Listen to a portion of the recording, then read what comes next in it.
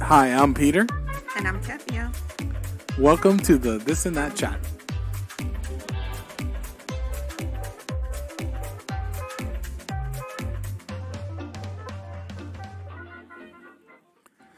I feel like my mic is really loud today. Oh, I wonder what the listeners are going to say about that. You're not that loud, though. I'm not that loud? Well, that's the first time I'm hearing that. No, actually, it's not. I often get told that no one can hear me. I feel like I'm that person that is at the restaurant and the waiter's literally right in front of me and I'm like, excuse me? And they turn around and they just walk away. Well, now it's even worse because with the mask on. Yeah, but I don't have a mask on when I'm talking to them. And their ears are not masked up, so there should be no problem. I've just been told my voice doesn't carry. See, I'm. You, on the other hand, are Cuban. Well, even with that, but I'm visual when I'm speaking to people. So for me, it's almost like I read lips at the same time. So I find myself having to say, "What? Huh? Say it again. I didn't hear you." Yes. Okay, I understand what you're saying. I feel like it's nothing to do with what I said, but I understand what you're saying. Well, no, because you were saying that they couldn't. Oh, never mind. Hey, you had a moment. I had a moment. You had a moment. I had a moment. I had a. We'll call it a Ketmia moment. Oh, stop. A KM. Ooh, that actually sounds really good.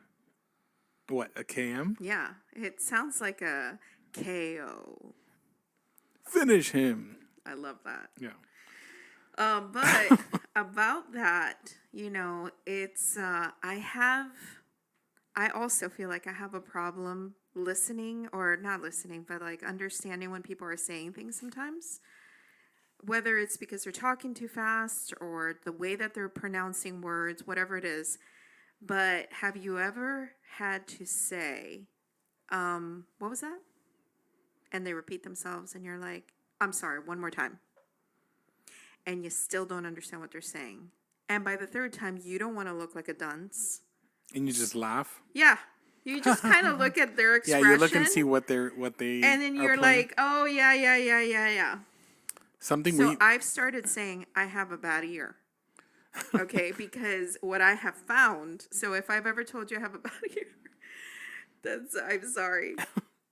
But that's my only way of being able to say, talk to me again, because it slows people down and it makes people enunciate their words much better.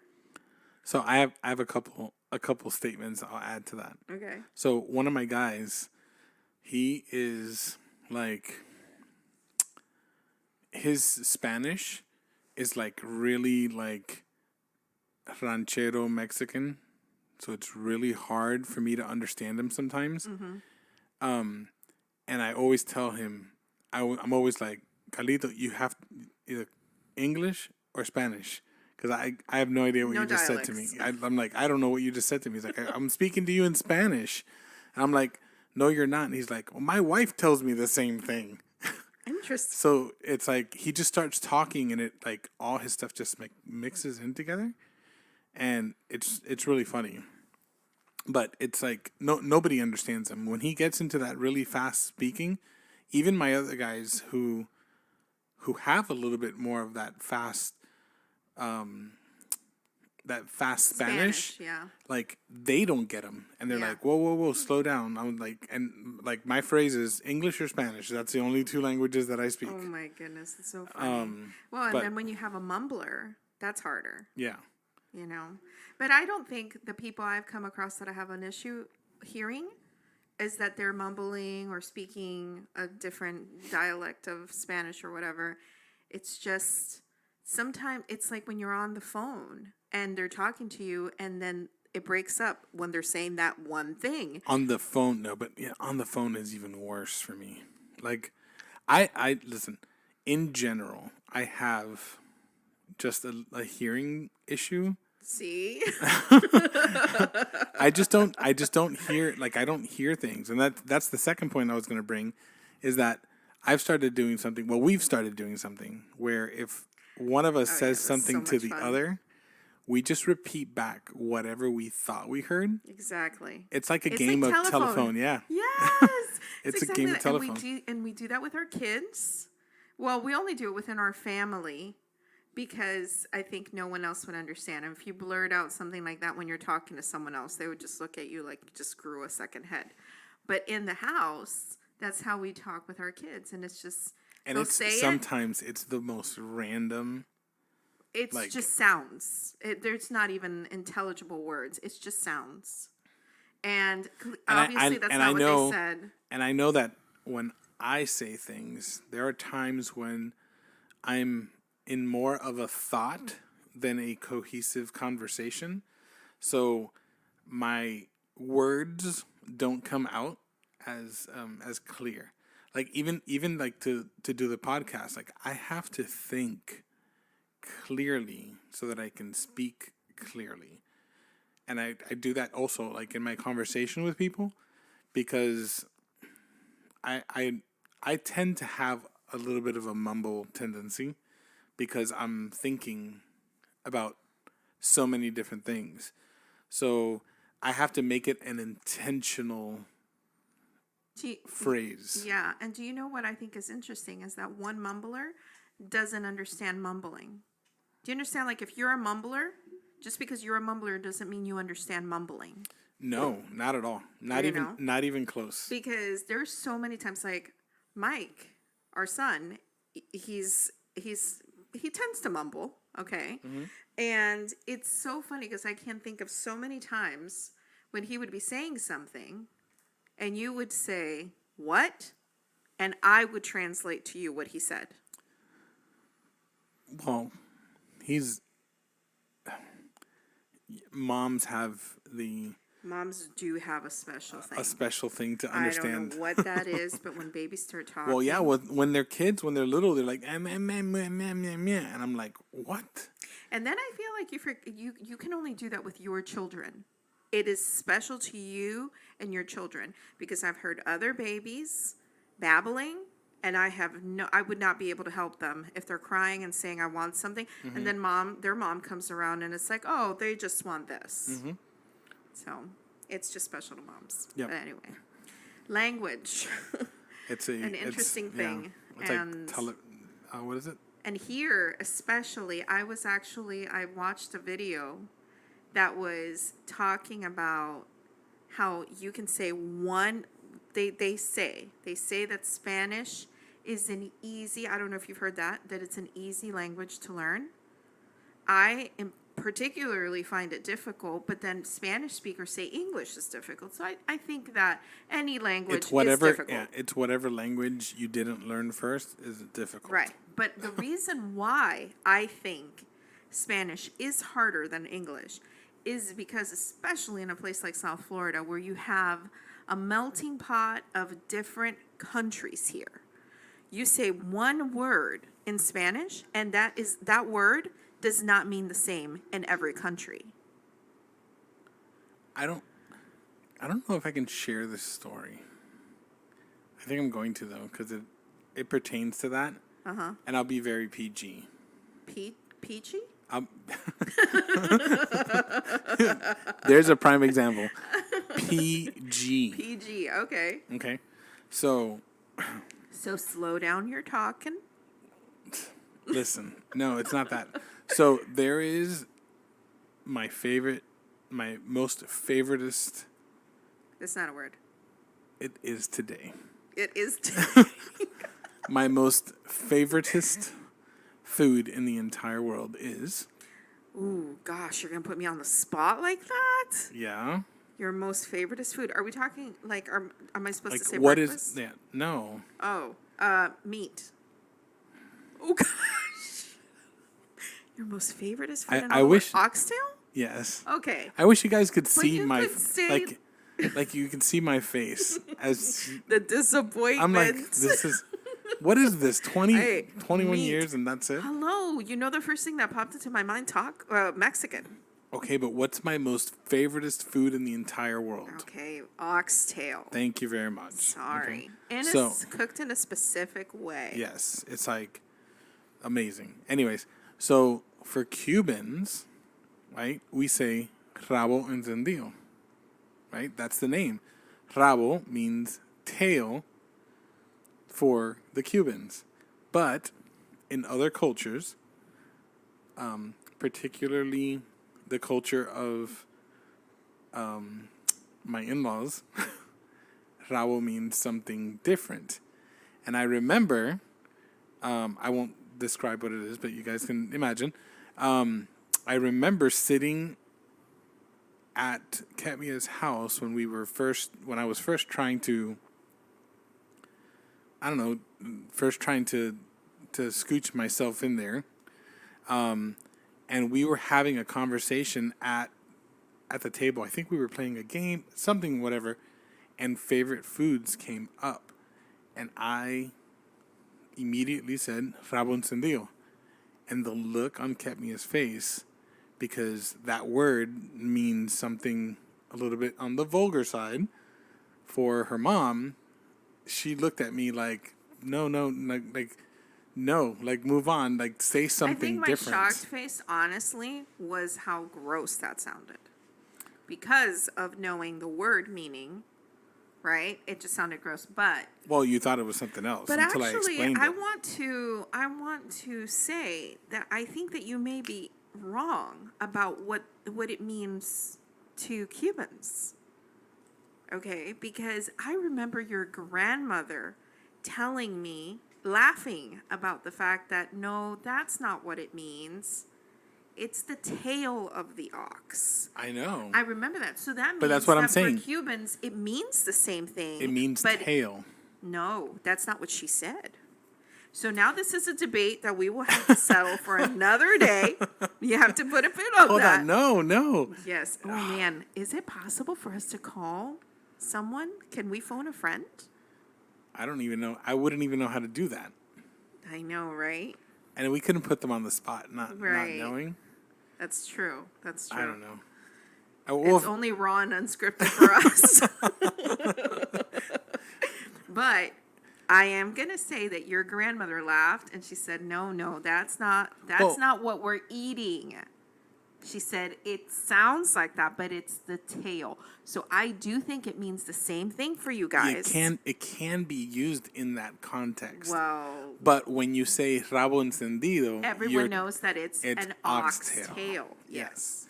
But On the just other using hand, just my using that word. grandmother used to make this soup that's called mondongo soup. Okay? And when I was a kid, anytime that we would, get to her house and it was like, "Oh, what are you making, Grandma?" I don't know, but I feel like she used to make that soup a lot, or maybe it's the time of the year we visited. I don't know if this is like an Easter thing, whatever, right? But she would make the soup, and oh my gosh, every time that I knew she had made it, I'm so excited, right? And it was not because of the veggies in the soup or the taste of the soup, but it was because of the piece of meat that I was going to get in my plate, which I used to think about it as meat bubble gum, okay? Or just meat gum. Meat gum. We'll just call it meat gum, okay? Meat gum? Meat gum. G-U-M. G-U-M. Yeah. Okay. The moment you stuck that thing, first of all, you had to get your canines out, okay? And shred through that, pull it, and then it rips, right? And then you can chew on that piece for hours. And I just would love it because it was full of juices of the soup, and it just was amazing. All right. As an adult, I decided, hey, maybe I want to try to make that soup for my family. Hey, what is that meat that you use for that mondongo soup, right? And I get told, oh, it's tripe. Just go look for tripe. I don't know what the hell tripe is. What the hell? Okay. What the hell? It's my favorite audio. And I go to the store and I am shocked. I'm telling you, if you had told me that I was eating Rocky Mountain oysters, I would not have been as shocked as when I saw this despicable honeycomb piece of whatever that is. Stomach. Oh, God. It's stomach lining. Okay, whoa. Okay, we're talking about it too much.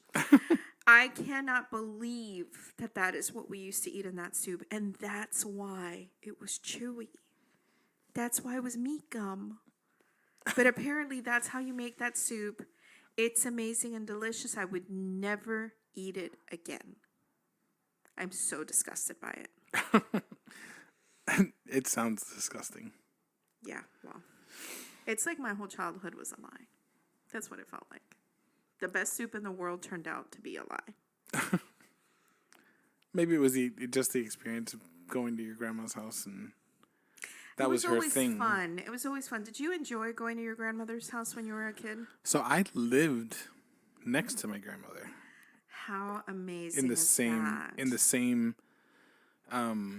So when my parents got married, they built an addition onto the side of my grandmother's house. Like a duplex. Mm-hmm. Okay.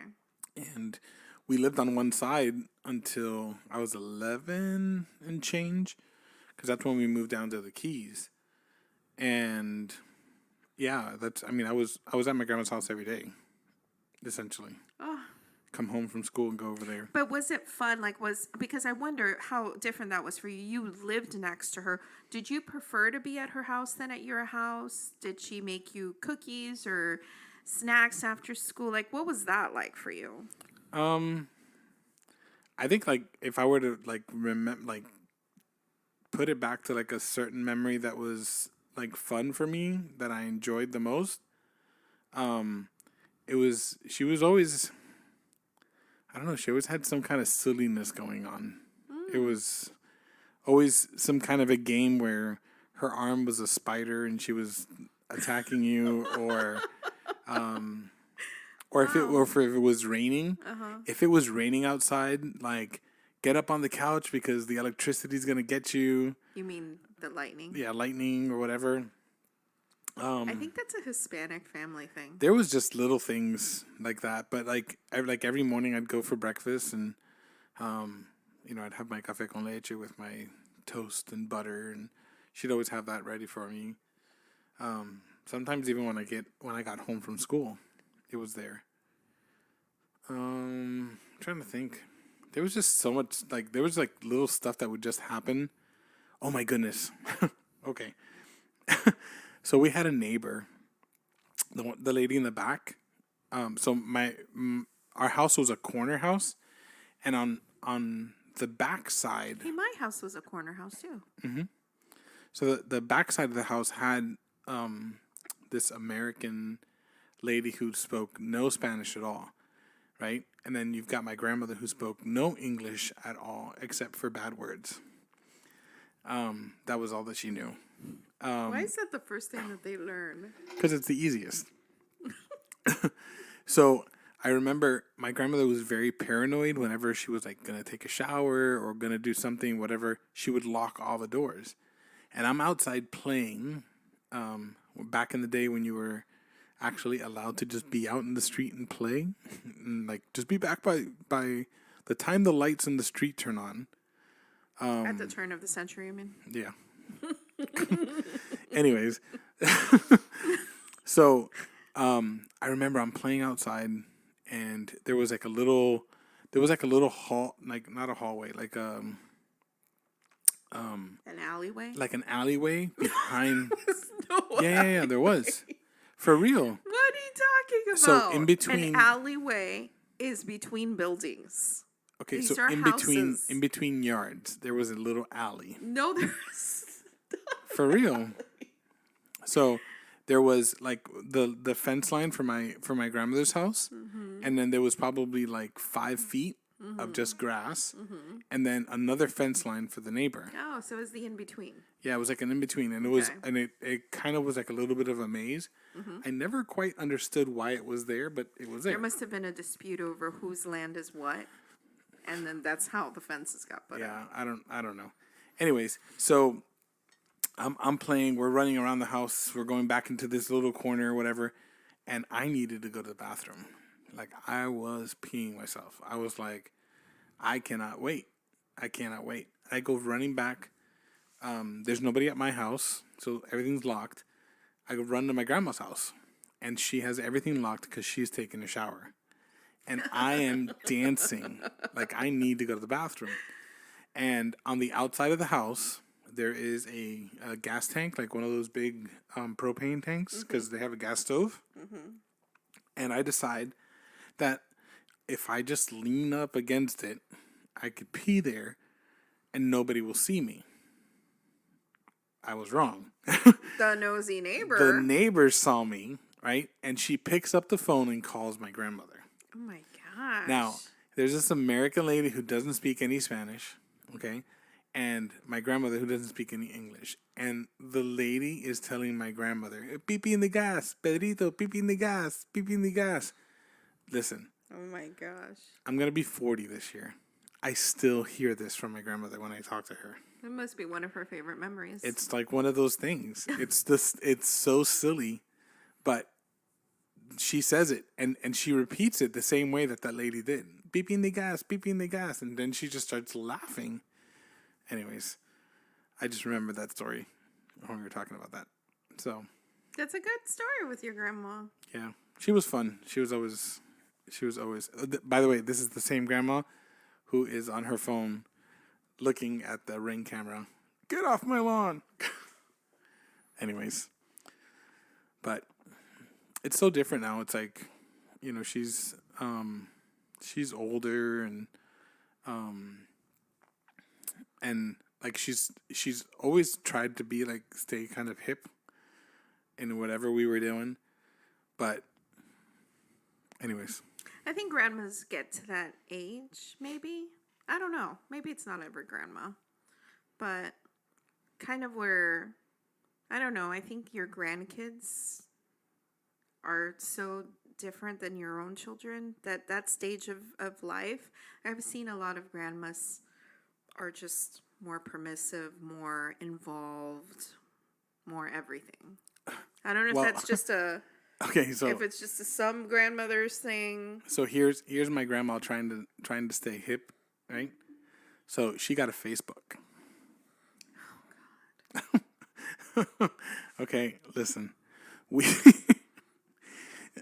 There are certain members of the family who have now taken they got her password just in case so that they can go and fix things that would happen on their social media, because I would say they got a little bit of an addiction. Like they were on there all the time commenting on pictures and seeing pictures and doing all kinds of stuff, everything that was you could find on there, becoming friends with everyone and anyone.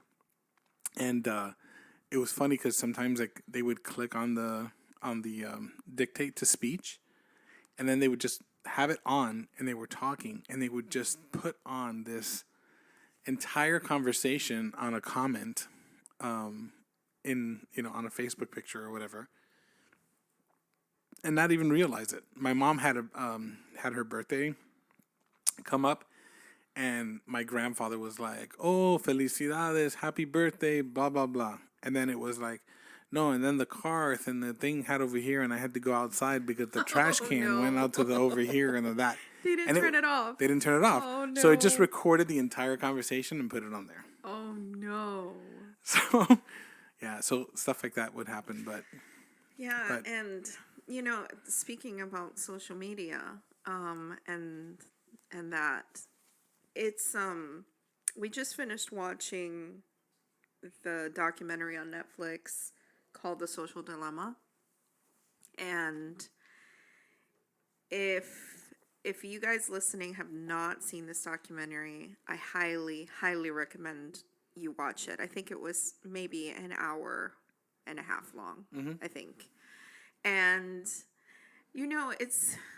I know that it's not going to make a big difference for a ton of people. But if a couple of people, if it impacts them, I think it can start making a difference because social media, I think everybody can agree, has become something that I don't think, and I mean, even in the documentary, the creators, a lot of the creators or people who were involved in this said that they did not intend it to become what it has become. Because I remember back when social media didn't exist, right? And so, how did you see your friends or talk to your friends? Phone call, or you saw them in person. Because even back then, there wasn't texting. And I never had an email. So I didn't email my friends. It was just you call them on the phone, on the house phone, okay, with the extension, right, where your parents sometimes are listening, or your sibling, right, or you see them in person, and your socializing happened that way. And now that's all gone for a majority of it. Most people that you talk to, they have cell phones, they have social media accounts. There's other ways to I guess, talk to people than just the face-to-face thing. Well, it's changed so much because everything's become so fast paced. Like trying to figure out how can we do so much faster that it just causes for people to find shortcuts. And social media really is a shortcut to a relationship with somebody. You can say I've got, I don't know, 500 friends, on Facebook, but when was the last time you sat in a room with any of those people? It's like a non-existent. And What now, is a friend? yeah, I mean, now that's the question. Like, what Right. is a friend? Yeah, and I don't it's know that. changed. Right. And I don't know that for the new generation. I'm talking about like the kids nowadays. Like, what does that even mean? Because that all of that has changed so much. And I mean, the documentary for me was impactful because for school, I've had to do several papers already on subjects of controversy, or, just a subject that I'm interested in. And I've always been interested in social media and the effects that it's having on people, because I feel like mental health is another thing that the country doesn't really address well. One of the statistics that I was reading is that the number of beds in a psychiatric hospital has decreased so low that, and then on the other hand, right, it's not able to maintain or take care of people who have been documented to have mental health issues, okay? But on the other hand, prison beds have increased. So there's like things that are happening in which, like, I've done a lot of papers looking into mental health and like how the country is handling all of that. And social media keeps coming up as a reason why anxiety is high, depression is high. And then looking at this documentary, like, I heard a term that I've never heard before: Snapchat dysmorphia. And I mean, I think nothing should shock me, but that shocked me.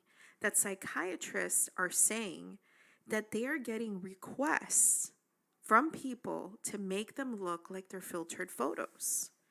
Now, I did more research into that, and I was really happy to see that these doctors have referred people to getting counseling and refused to do these surgeries. One doctor said that their client actually produced filtered photos of herself as her pictures. When he said, "Show me pictures of you," I guess, like to see you, what's your favorite picture of yourself that you want to replicate? Well, everything is filtered.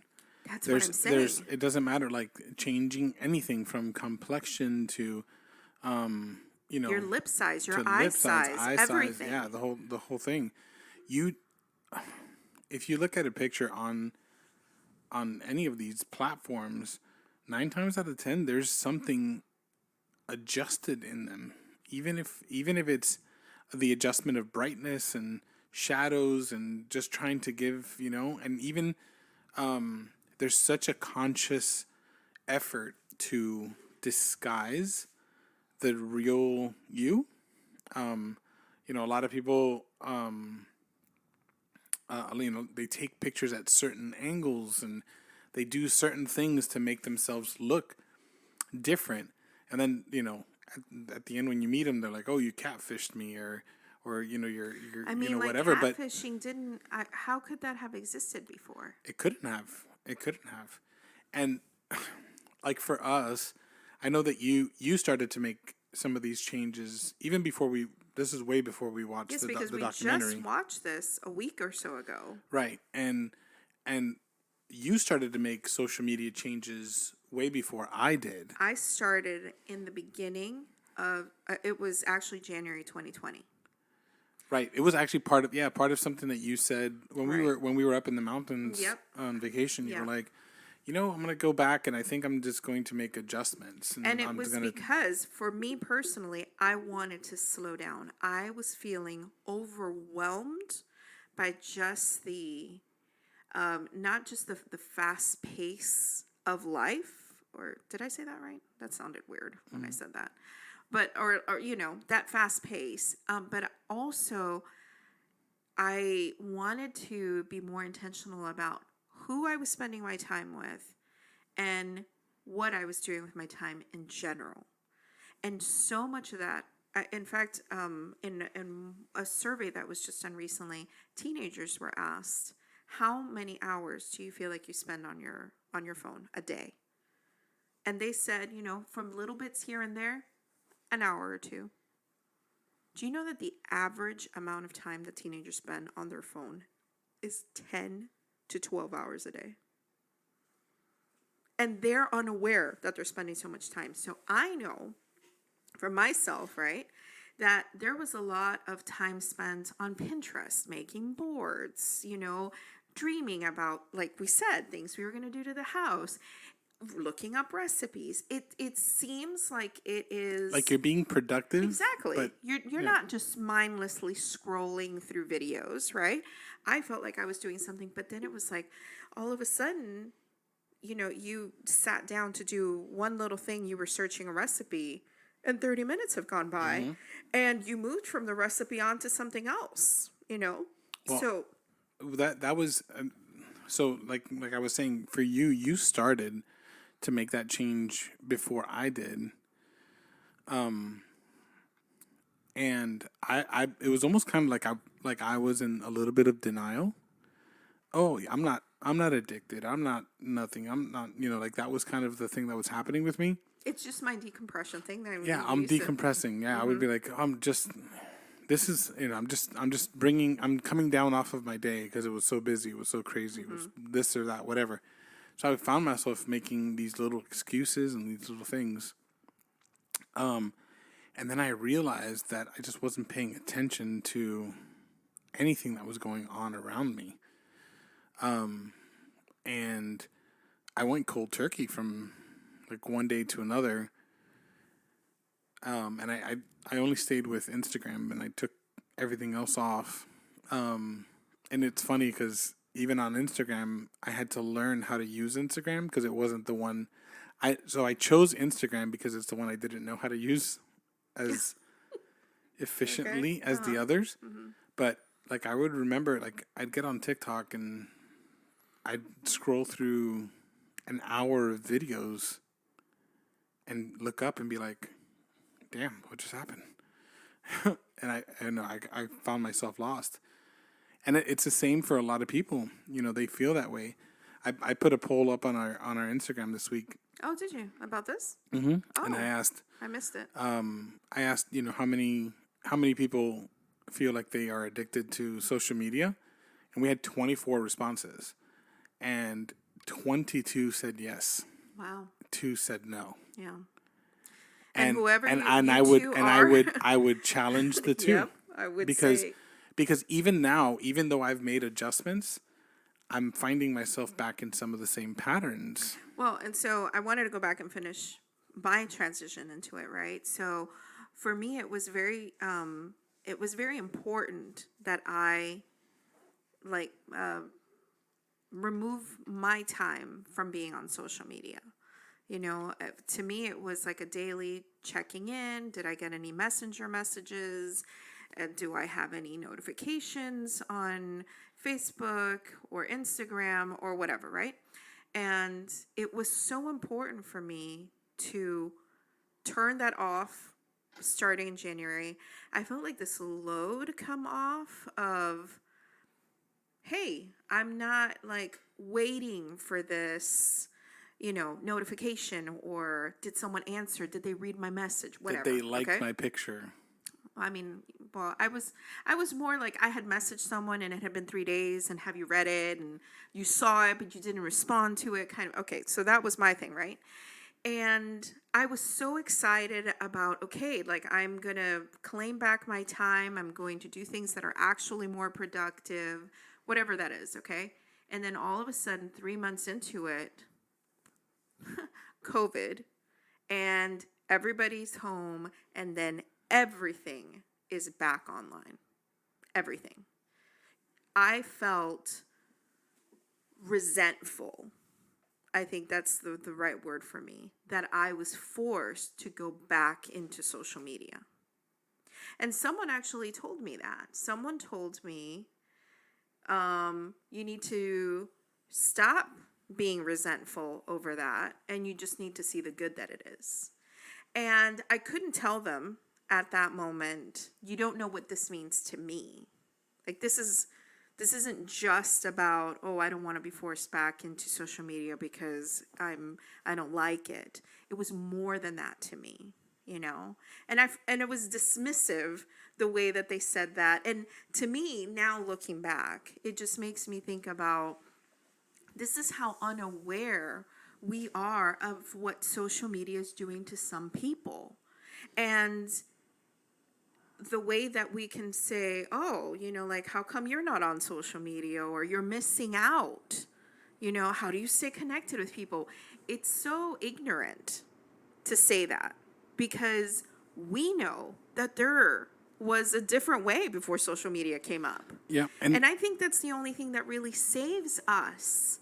And I'm talking about you and me, right? The fact that we did know that there was a different way before, and we have not been in this world this whole time, because then it makes me think about even decisions that we made early on before, when social media first came, or not just social media, but like the cell phone, and you being able to carry this thing around you all day long. You've got your internet on there. You've got everything on your phone, right?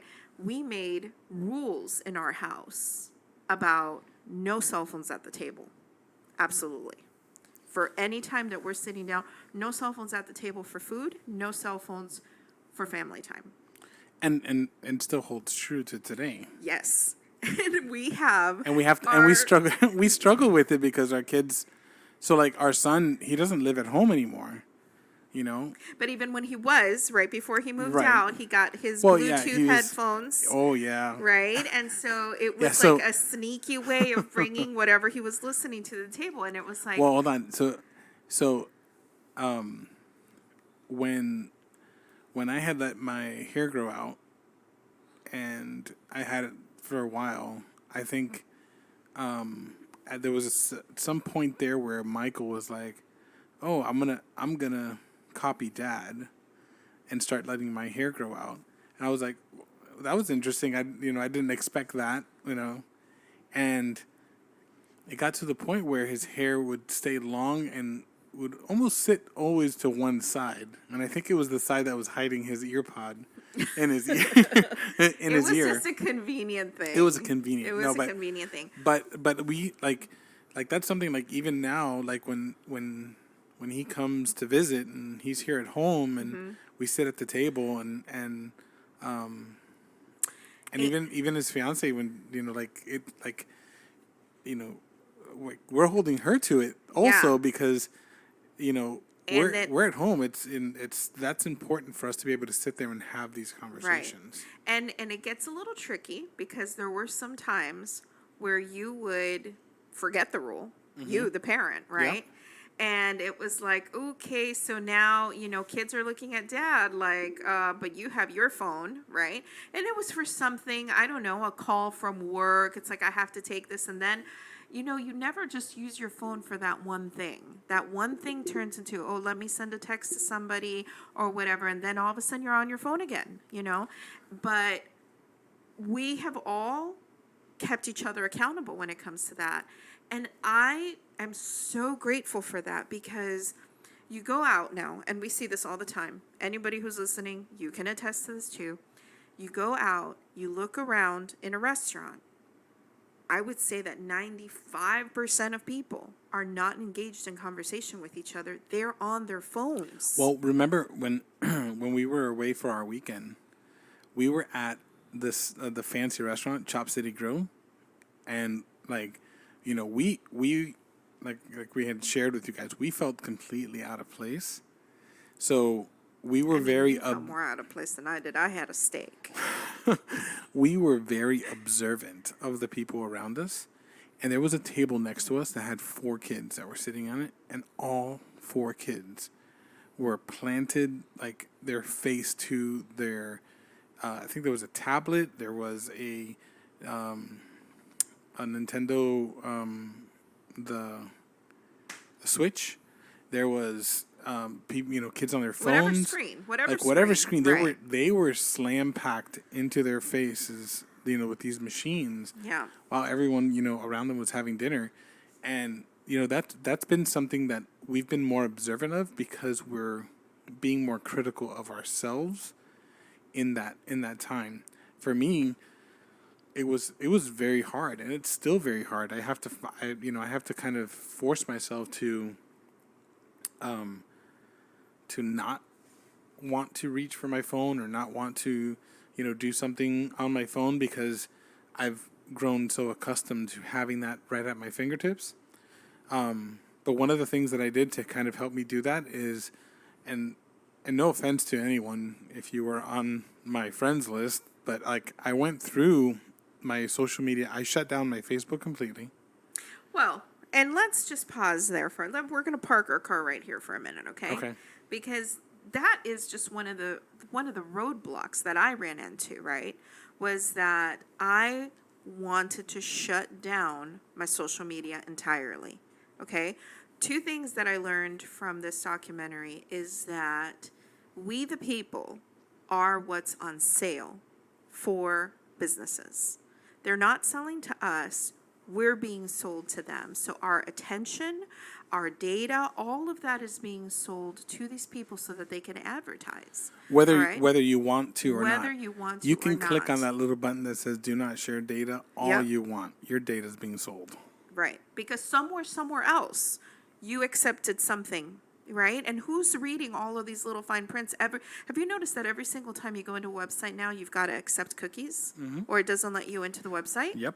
Okay, so one of the problems I ran into was I want to shut down Facebook. All right, so I went deactivate my account. First, it was almost impossible to find that button. I had to go through so many steps to get to the deactivation button. And when I got to it, it said, if I deactivate right now, every picture that I have in there is going to be like lost. Yeah, deleted, gone. Right? And it stays with them. Right? I don't want to give them my pictures. So what does that mean? Now I have to go on there and I have to download years worth of pictures, because that's the only place that they're at. Because what do we not have? Nobody has albums anymore because everything's digital. And I just have not had the time to. So what I did was that there's another option that you can choose. Like, you muted it to the world. I muted it to the world, but also like you're logging off for a while. So you're like putting it to sleep. It's not deactivated entirely. Yeah, all you would need to do is go back in there, hit one button, you're back. Right. But here's the kicker, right? When I post to Instagram, there are some times that it will post to Facebook. And I have turned all of that off, and yet it's still posting over there. And I know that because somebody who who was part of my friends list on Facebook will tell me, "Oh, I saw that you did that," and it's like, I haven't spoken to you in however long. How do you know that? So it's posting over there, and so it's like the user, me. I don't have control over shutting things down. Well, that's why I did what I did on Facebook. I went in and I deleted every single friend, top to bottom, completely. So I still have my Facebook. It's still there. I put myself as non-searchable, like they can't find me, I'm sure that you can which still be I'm sure found. you can still be found, but you can't see anything. Like I made sure that I had all that stuff shut down, whatever. Dang it, I wish I would have thought that we were talking about this today, because now that you say that, my brother or was one of my sisters who shared a website that is completely free. You don't have to pay for it, okay? And you can find your information, like everything that they have on you, your address, your phone number, known family members who live with you. It's insane. Well, everything's on the internet. Right. And I didn't give them permission to have my information, but Well, somewhere you did. somewhere I did. You clicked Somewhere I something did somewhere. something. Yeah. So I just so for me, like I have like I reduced everything to the bare minimum, and Because you can't delete it. because I can't delete it. Oh, But I'm sorry. but for I me, think that's what it was. but for me, it was just one of those things where I felt that I needed to eliminate the enticing of going and scrolling through other people and finding out, what are they So there's doing. nothing to scroll through. There's nothing to scroll through, right? And what I end up finding out is that when you have nothing to scroll through, they find something for you to scroll through, because you can continually scroll through Instagram nonstop and never reach an end. And when you look at the post says suggested for you, suggested for you, suggested for you, Based on likes that based you've done on before. likes, based on stuff that you know. So it's like these pages just continue to feed you and feed you and feed you and feed you because they want you to be there. They want you to continually come back. They want you to continue to look and see what is going on in there so that they can just feed this want over and over and over. And it's crippling. It actually like it holds you down. It messes with you. Well, another thing that you did that I thought was helpful was that you set a timer for yourself, or a limit. Yeah, so on the iPhone, I just put an hour for social media, and there are days where I just ignore it. I'm not gonna lie, but there are days when I'll go through the entire day and I won't hit that hour. I won't spend that much time on social media. If I don't know, I would say that maybe 70% of the time I don't hit that time frame, and then there are days that I just that I do, but it lets you know, like it's like And I think more like what I was referring to is that very first time that came on that said, okay, you've reached your limit. I think it was a little surprising to you, like, oh, I yeah, it didn't was- realize I've reached it already. it was 9 o'clock in the morning, and I had reached my hour, and I was like, what? I think that's really when you were honest with yourself about, I think I am addicted to social media. And then there's no shame in that, especially hearing it from these developers themselves on this documentary, talking about how they are the ones who created the programs that keep you hooked, right? And they themselves are falling prey to the very programs that they developed. One guy even went as far as to say that he had to write a program to get him to quit a platform because he was unable to stop. And when they asked them all at the end, would you allow your kids to be on social media? They all said no. They all said no. And Because that's they- very because telling. because they know what it is. That's very telling. And so another thing that we did with our kids was that we did not allow them to have a cell phone or any kind of internet access or social media for that until they were 15. And while I think it was enormously helpful for them not to be exposed to that in, their vulnerable ages, it still does not erase what it does to them from then moving forward. There's And so much of it is, and we're talking about, so for Mike, it's 5 years that he's been on social media, or almost 6 years, and it's nothing close to what it was back then when he first started. no. So it's And it's constantly an ugly place. it's constantly changing in a very ugly Yeah. place, because they're looking for those. They're looking for whatever it is that's going to bring you back. Yeah. And I started telling you this the other day, or we never got around to it, but I was talking to my dad, and he starts telling me about a video that he saw, and then he was like, "Oh, I gotta try and see if I can find it." And then he's like, "Oh, there was this other one, and then there's another one, and another one, and another one." I was like, "Dad, you gotta save them." He's like, "Oh, I don't know how to do it. I don't know how to save them yet. I don't know how to share them." I'm like, "What platform are you on? Like, where are you finding them? He's like, "I got such a bad addiction to TikTok. It's so bad." And I was like, "What? Like, what are you doing on TikTok?" And he's like, "No, I started to look, because I was looking at your sister's videos, and she was posting stuff with the kids, and then I started looking at that, and then after I watched their video, I just kept on scrolling and scrolling and scrolling." He goes, "It's bad." He's like, "I feel like I can't put it down. I just want to watch the next video." Yeah, and so when you think about social media, right? You think about Facebook, Instagram, TikTok, I guess, Twitter, right? You would say those are your four big ones. There might be others I'm YouTube. missing.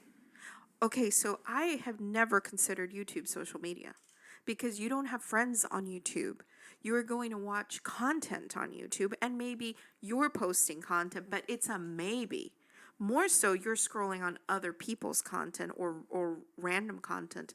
But one of my brother-in-laws, right, said that for him, his addiction was YouTube. Still struggling, but YouTube, I never saw that as a thing. And then it made me, that's just naive of me, but it made me think that even Mike had mentioned that one day that he was sick and he was like in bed all day long, whatever. He came out of his room and he was like, "I have finally reached the end of YouTube." Remember he said Yeah. that? That he got into places that he said were just weird, and I'm like, how does that even happen? It's so hard to comprehend, but this is like the rabbit hole that never ends, right? And then going back to what you said in the beginning, just about people positioning themselves to take their best picture, right? One guy that I saw, he was doing a TED Talk on this, right? He was saying that in order for you to understand social media, you have to understand it as a slot machine in Vegas. Okay, this is how they are designed to be. You're playing the slot machine hoping you're going to hit that jackpot or you're going to win something. This is why gambling attracts people. You're just going to put in a little bit of money and maybe you're going to hit the big one, right? And that's how it works. It works based on rewarding you with people's comments, people's likes on your stuff. And so, yeah, people are trying to post their best highlight reel so that you can get that satisfaction of, it's like, this got this many downloads or it got this many likes. Well, I found myself doing that this week because of our episode for last week. We didn't get as much traction on this last episode. And I was telling Kemi, I was like, "Oh, we only got this many downloads this time. It wasn't as much as the last time. There's this. So what do we do? What do we need to change?" And she's like, "We're not doing this for anyone else. We're just doing this for us. So what does that matter?" And I was like, "Dang it!" I was like, "That's not fair." No, but it's true. It was you look for that kind of stuff, and it was it's hard to not want to. To rewire your brain is the Yeah. thing. To think differently. That's the hard part. And what I was going to close with was the highlight reel of our lives, right? That's what goes on display for everyone to see. And to talk about another documentary we saw, I think it's called Family Man, the Chris Watts story, right? This family's life was on Facebook. She was like a direct sales representative for a company. So she did tons of live videos, tons of photos. I mean, she put her entire life on display. You would look at her videos and you would say, they have the perfect family. They're super happy. They're so in love. And if you look up Chris Watts, he's the guy, Colorado guy, right, who killed his pregnant wife and their 2 toddler baby girls, and then dumped them in a field because he wanted to go start his own new life somewhere else. And so, like, you never know. This is not real. It is a facade. It's Facebook, Twitter, Instagram, all this social media stuff is a screensaver, but you have no idea what's going on. Like, that computer could be full of viruses, but that screensaver always works. And when you walk by it, it looks like a beautiful computer with no issues. But there's so much stuff that's hidden behind it. And I think if there were to be anything that you take away from this episode, I would say that, first I would strongly suggest to watch the documentary because I thought it was really, really good information. 2 is if there is a need for you to.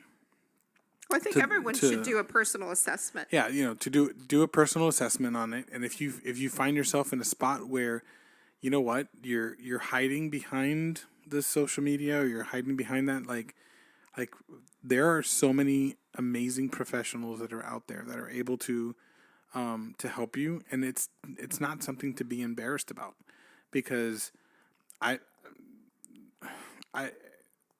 would say that it is probably the most underrated I don't know the word. I'm trying to put it together, but like it's the most underrated thing that has benefit for for married couples, for parents. Are you talking about counseling? Mm-hmm. Oh, I'm sorry. Sorry. I guess I should have been a little bit more specific, but I was trying to help you find your word, but I wasn't sure where you were going. But see, that's what happens. I'm thinking and I start mumbling. Yeah, and I mean, not to say that, okay, if you're addicted to social media, you need counseling, right? No, but I'm saying if you're like in the self-assessment, if you find stuff, right? If there's like a self-esteem issue, like there's got to be people out there who are thinking about that. Like, I never want to take a picture because I don't like how I look. I mean, there's deeper issues in all of this, and there's a lot of good that obviously technology has brought to us, but at the end of the day, the piper will be paid. And that's what are you willing to give up? What are you willing to lose just to be connected to this machine that isn't really connected to anything at all?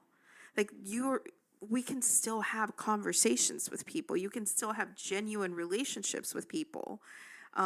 It's just the phone needs to move out of the way. Yeah. Otherwise, you're having a conversation with the phone and the person, Yeah. So it's just like assessing, your situation, your usage, and then finding ways if that's something like, hey, I want to reduce my time. Like one of the things that I did was turn off my notifications, and that helped immediately, not being able to see those little bubbles,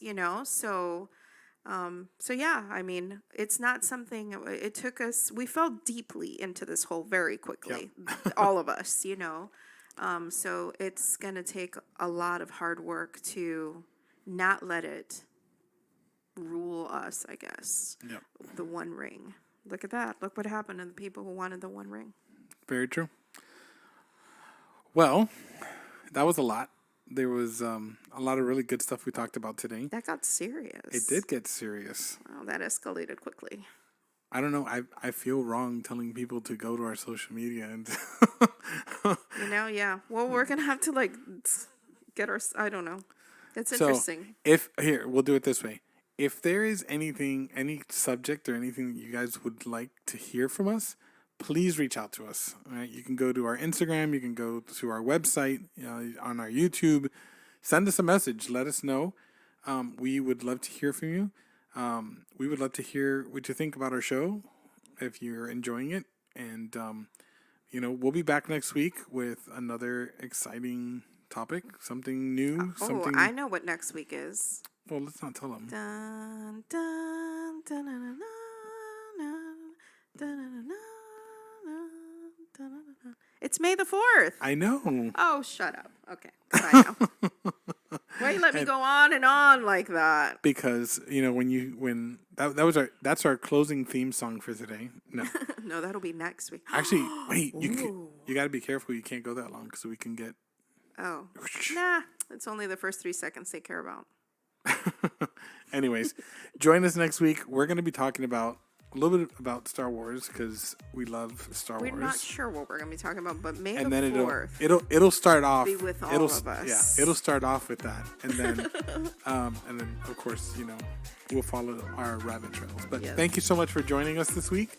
I hope you enjoyed the episode. Go watch The Social Dilemma On Netflix. on Netflix. It was amazing. We'd love to hear from you guys. Thank you so much for sticking around with us, and we'll see you next week. See you next week.